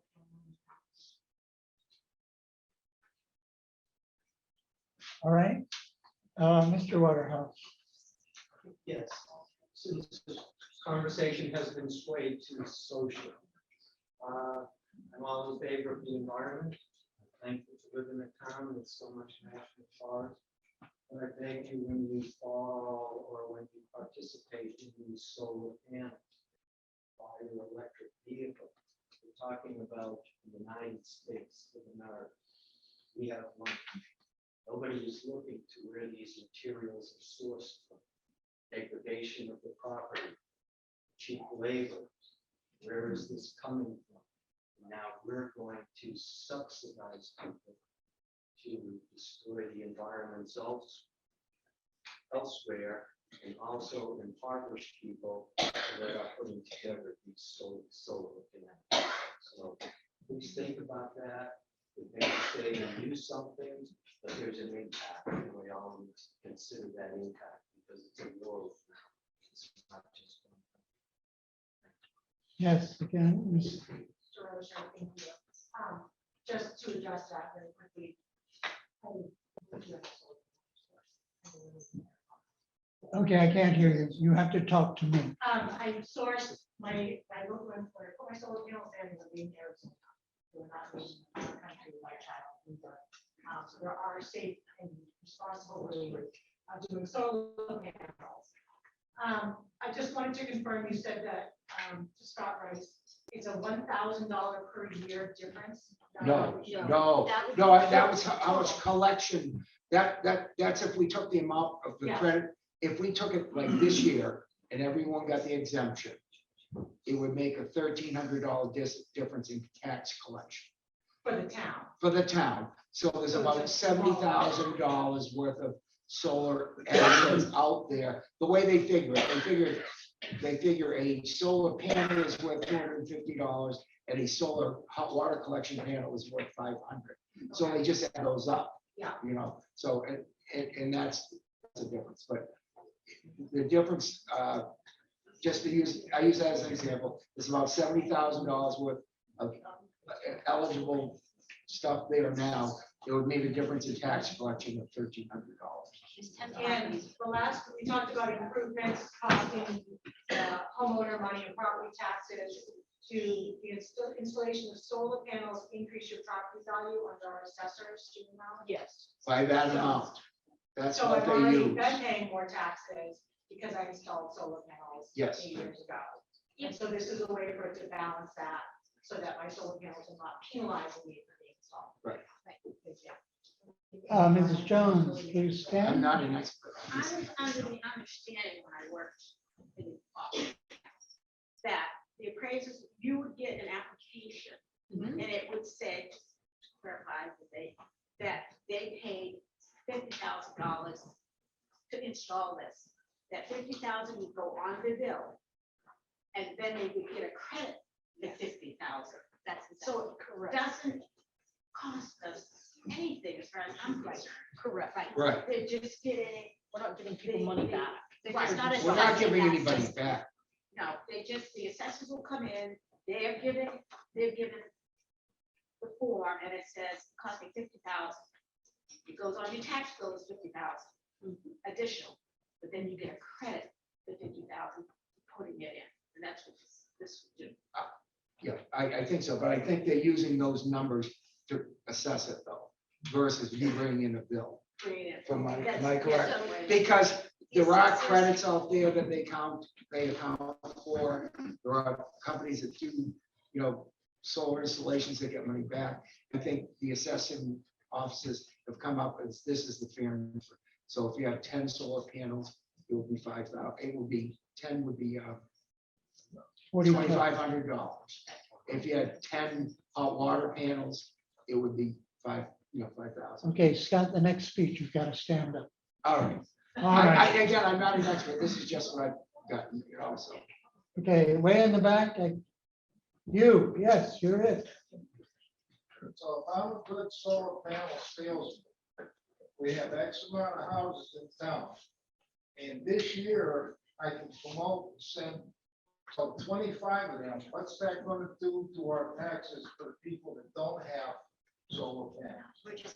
It's not gonna, Scott? 25. no, 25 people put in solar panels.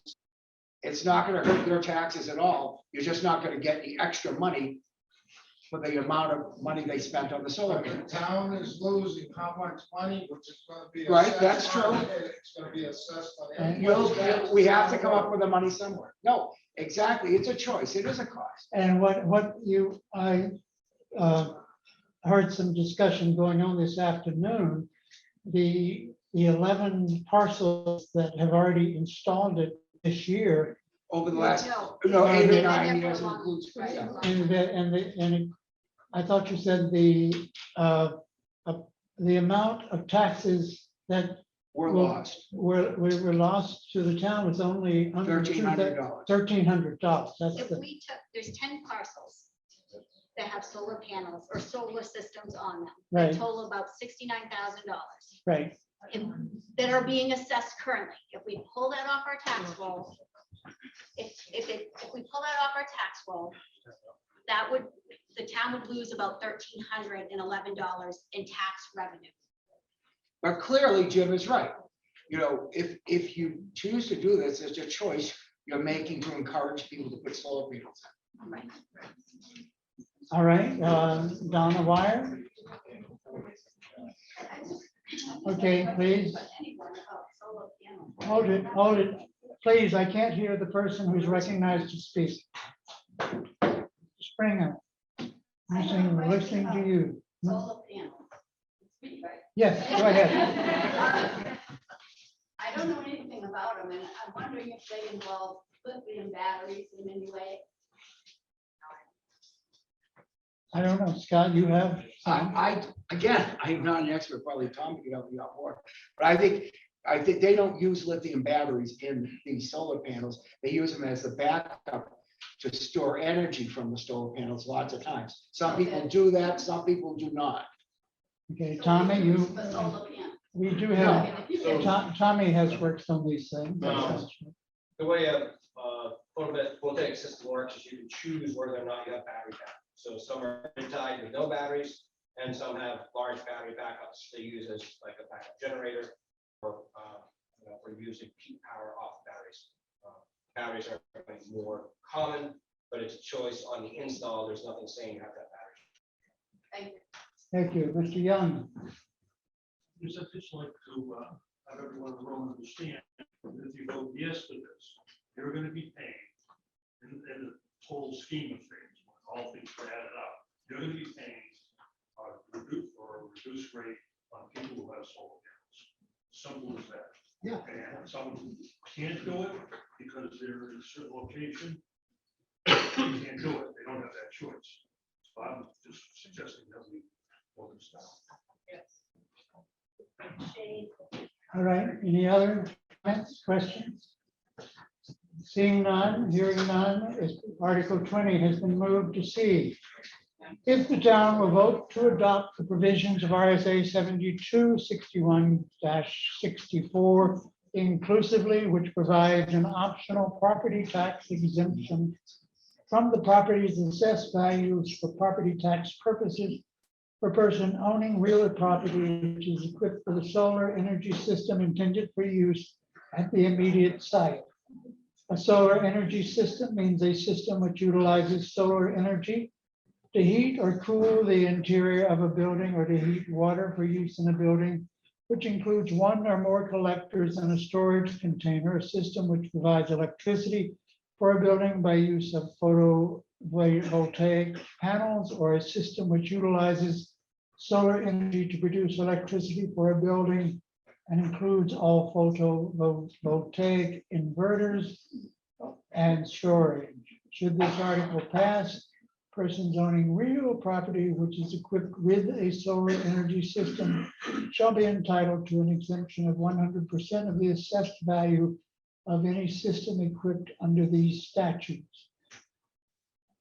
If you are ready to accept Article 20, you will say aye. If you are opposed, you will say no. So all those in favor of adopting Article 20 as it's been read, please signify by saying aye and raise your card.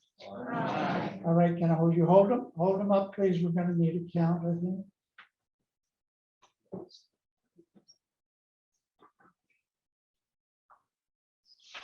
Don't lower them yet, Mr. Welch.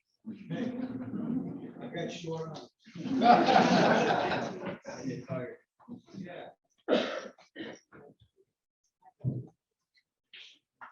What did you count these three? 28. Okay, counts 28 yes. If you're opposed to this Article 20, please raise your card now.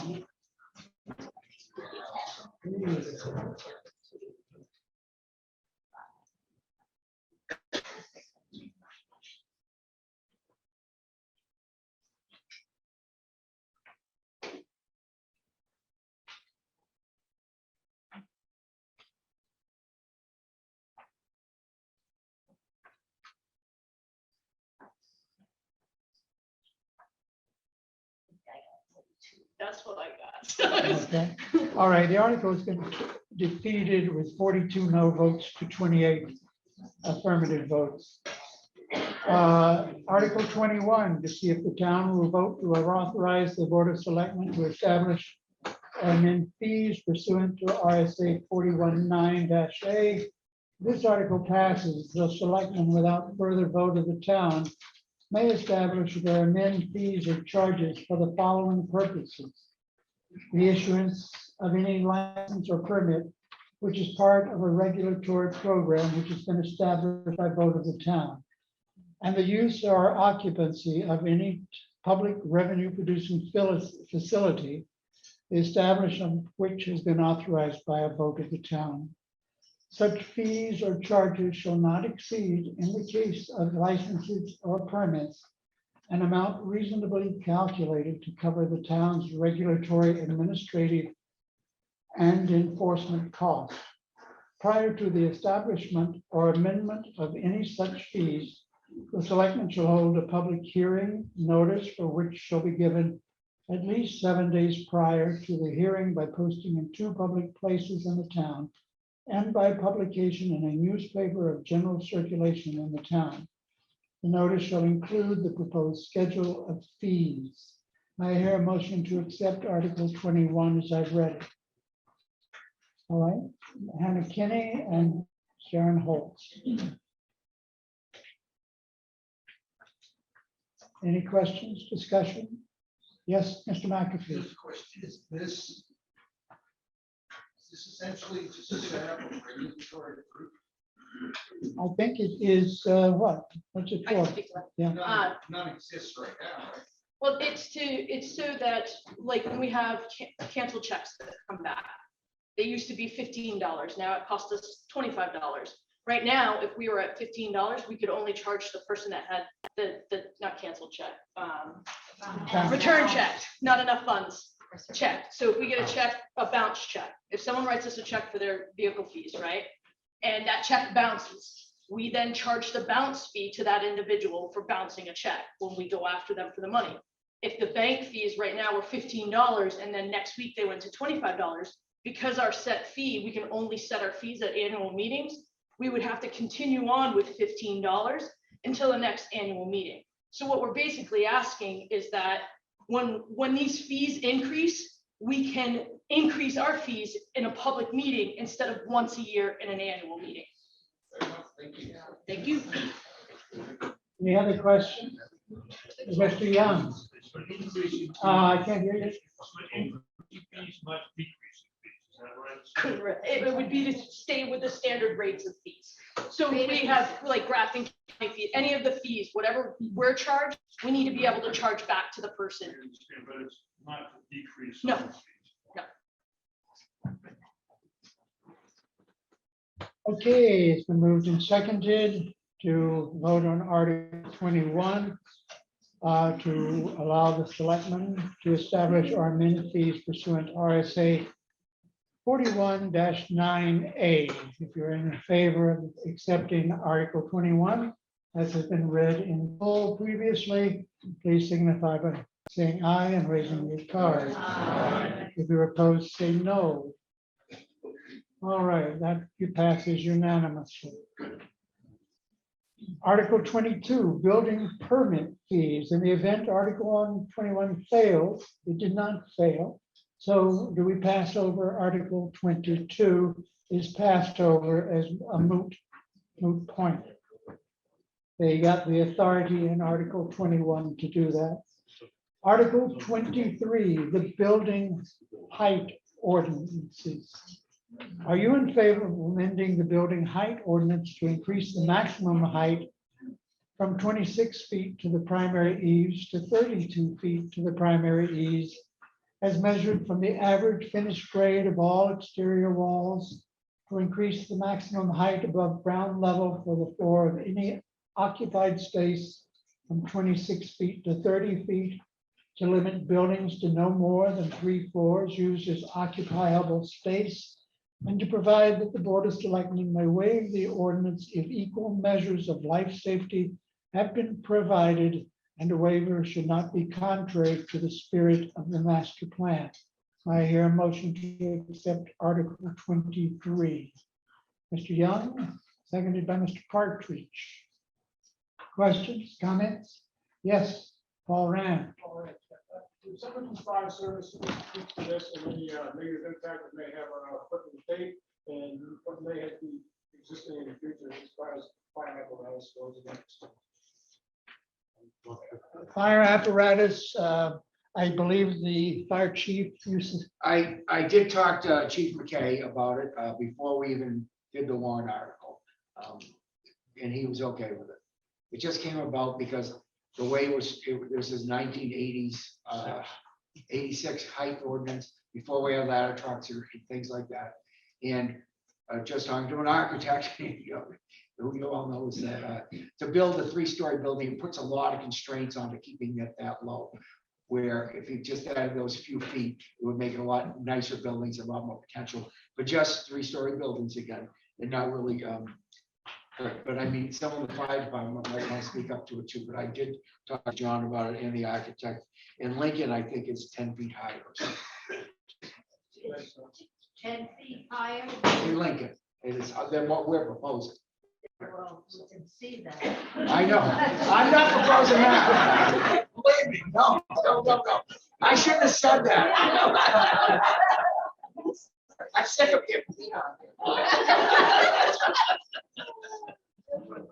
I heard you volunteer to take these on. All right, any other questions, Tommy Saber? Just a comment on that. So our aerial slice is 75 feet this time. That's what we have for our sticks. So 3 stories, and we'll be able to reach it unless there's something parked in the way. I know the chief went over it with you guys before, so it's, yeah. And then the other thing is, you have a lot of systems and stuff now. They're doing 10-foot floors, 10-foot ceilings. So Right. it's just to kind of move along with the way people are building and without going crazy and getting too high where we have issues getting people fire department. Okay, Mr. Waterhouse? If this is going to be, if this is an amendment, It's not. It's an amendment to the building height ordinance. Oh, it is? Oh, I'm sorry. I didn't think it was. I thought it was Yeah, new. if it is an amendment, what actually, it sounds as though we're giving the select board permission to write an amendment. May I? Yes, Yes. please, Laura. So you all don't have zoning in the traditional sense. This is the closest thing you have to zoning. In zoning ordinances, by statute, there's the ability to get a variance, and you have to meet certain criteria to get that variance. And the purpose of that variance is to prevent that ordinance from becoming a constitutional taking. This allows the selectmen to grant a waiver, which is essentially a variance from the height ordinance if certain conditions are met. If for some reason the ordinance as applied to that property just doesn't work, as long as all the life safety concerns are met. I agree, but my question is, why hasn't this been written? So this article says to see if the town will vote to amend the building height ordinance It as does. written. This isn't a written ordinance. Okay, so some towns do it that way. Most towns, when you're writing the warrant article, don't put the actual ordinance in the article. They have a summary of what the amendments will be, and then you make those changes to the ordinance. And the article does say, Bill, are you in favor of amending the building height ordinance? Yes, but we don't know how the authors are going No, to no, we write done that. that. Well, change We the did. ordinance. We don't. It was on the table as you opted. I'm sorry. Yes, but that's not what we're voting. We're voting on this. That's where my conflict is. Well, the ability to write the actual amended ordinance will be limited by what's authorized by the warrant articles. It's all in top. And then the words vague and flexible have been brought up more than once this evening. If we're going to have an ordinance, I believe, is a law, and you have to have some basis for enforcement. And when you look at the final few words, it would not be contrary to the spirit of the master plan and equal measures of life safety. How we define that? What is it? I'd ask people on the planning board, what is the general spirit of the 20+ page master? And how, when it comes to the select people, does it not become personal, business for business, resident for resident, and favoritism and bias? That's an awkward position for these folks to be in when they're trying to determine whether to grant something that is measurable, quantifiable, with terms such as those. And I'm not, again, if what Mrs. Anderson had, if that was written there, and I believe the noise article last year, that was entirely within the warrant, but for some reason, this one isn't. And we're giving folks the opportunity to create an ordinance that the folks don't have an opportunity to vote on. So the noise ordinance was a petitioned article and it included the entirety of the ordinance, so that had to go into the warrant last year. Plus, you'll recall last year was weird because you did the drive-through voting. This is how these articles are traditionally written. I appreciate your objections, and if that is the basis for people to vote against it, then I fully understand that. Mr. Saban? I'll say one again. And once again, we vote these people in to do these jobs. We have to give them means to do the jobs. If we don't trust them, and if they're not capable of doing this stuff, then they shouldn't be in the position they're sitting in. And that comes back to how we vote. You gotta trust the people you put there to do their jobs. You gotta trust legal counsel and how things are brought forward. Thank you, Mr. Waterhouse. I was hoping I wouldn't have to get to this. On September 22nd, 2020. Only Ken will remember 19.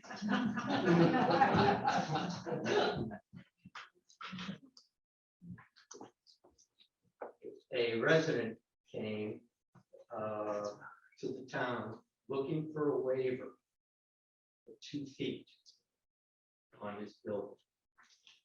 And the select board granted that waiver.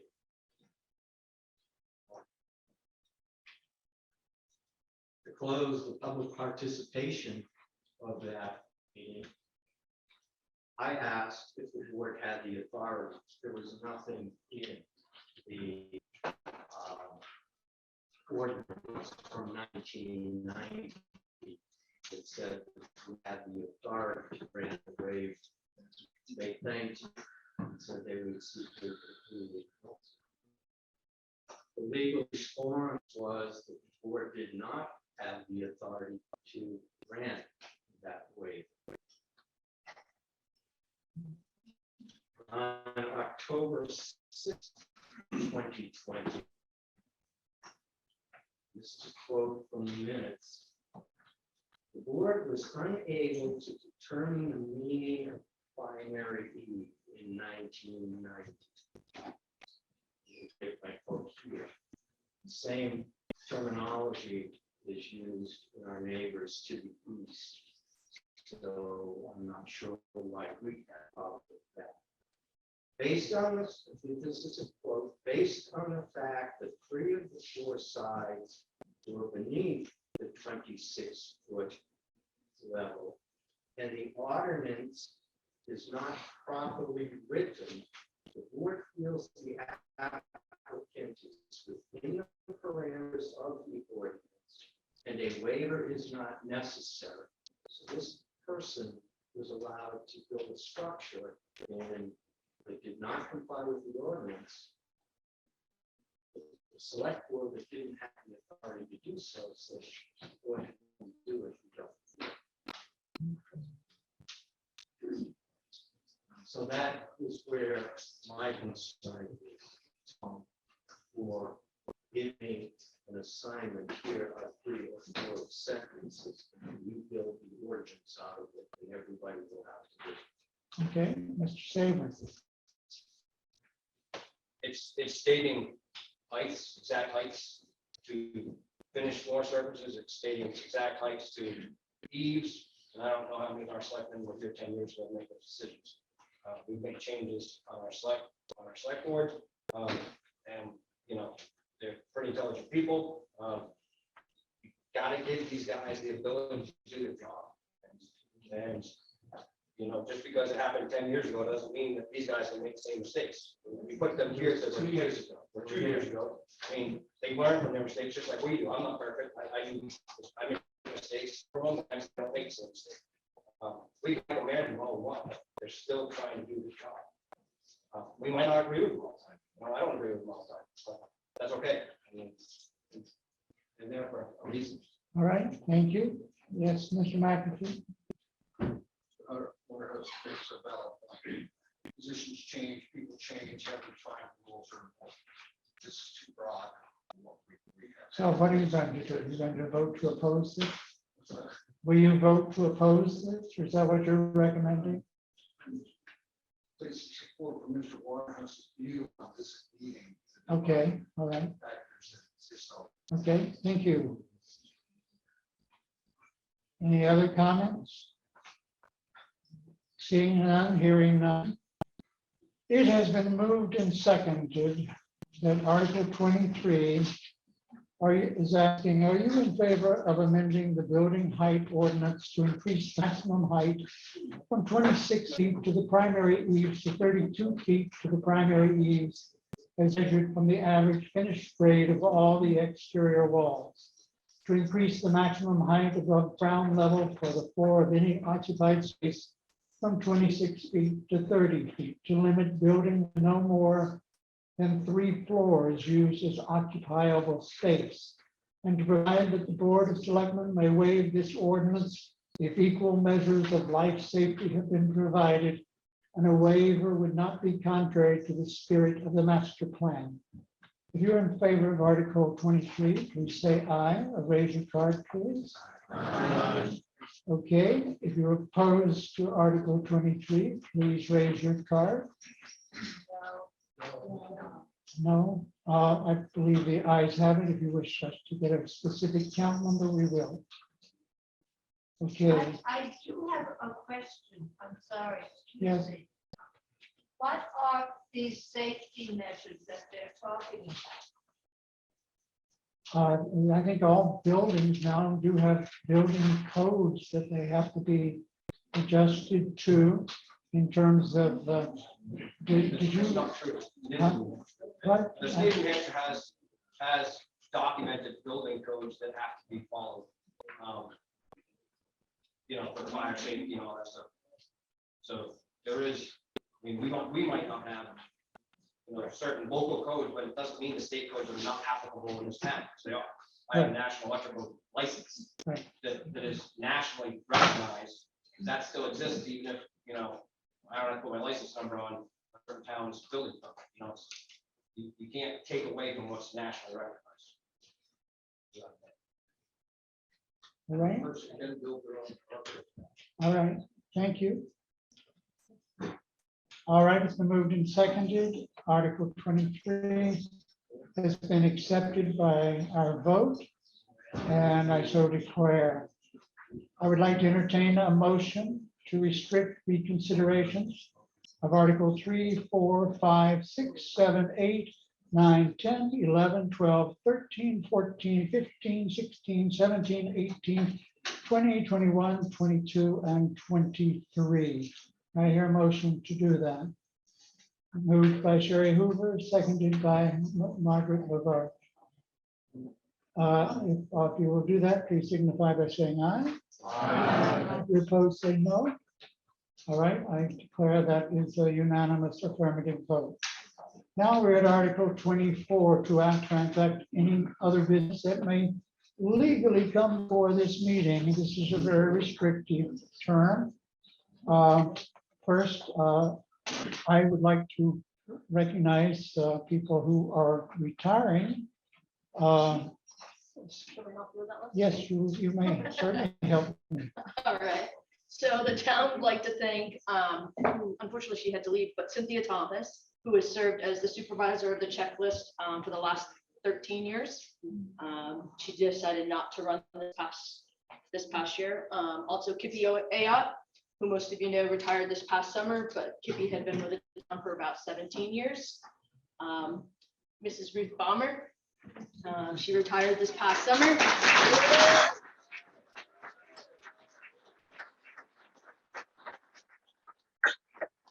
She had served with the library for 19 years.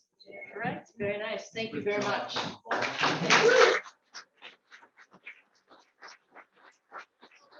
I'm not retired. Our moderator here, Ken Chapman, just ran his 47th town meeting. And we have it on video.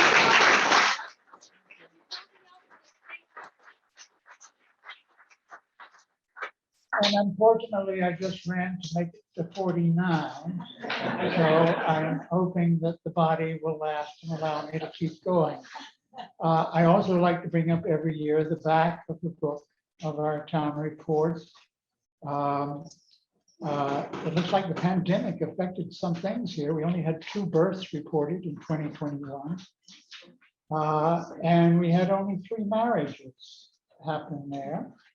I'm hoping people get out and get to meet each other again. And perhaps keep that statistic up in the air.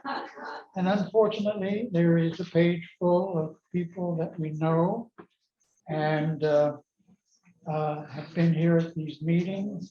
And in the front of your book, the town report is dedicated this year to the last holder of the Boston Post cane, Juliet Maleevy, who was 102 years old when she died. And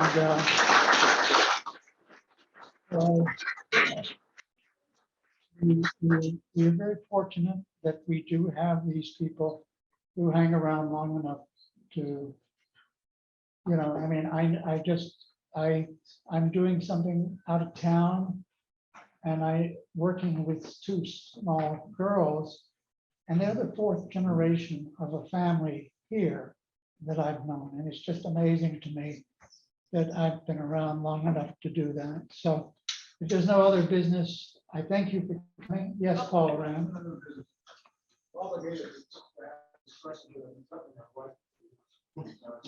I can't hear you. My question is, and I don't know who to present this to, but I behoove anyone in this town to drive down the top of Main Street of North Woodstock on a Saturday afternoon at 30 miles an hour, which is the speed limit on our main street. Now, I think it really deserves some consideration. You drive around a lot of towns in these small, especially remote areas, speed limits have been reduced to 20 to 25 miles an hour. I think we need to address that issue because you can plow down through that street at 30 miles an hour and be within the legal limit of the law. And I think we need to address that. And I don't think we should wait. All right. Here. All right, Bonnie Ham, our representative. Bonnie? I would like to also. All right, please. Bonnie has the floor. Bonnie has the floor, please. I would also like to recognize Pat Griffin for his years of service, dedicated service on the planning board. He retired from our board. Did he retire also from the trust fund? Pat Griffin was also on the trustee of the trust fund. I just wondered if that ended this year too. I'm not sure I have. Okay, well, Pat, as you know, some of you may know, was very ill for a while, but has now headed out to Florida and warmer climes with some local friends who make that trip every winter. So he seems to be doing much better. And so thank you. I will entertain a motion to adjourn this meeting. Yes, Sandy. Ms. I Hoover, just Sharon. wanted to remind people that March 24th is the school meeting. We need voters there to represent the taxpayers along with the teachers.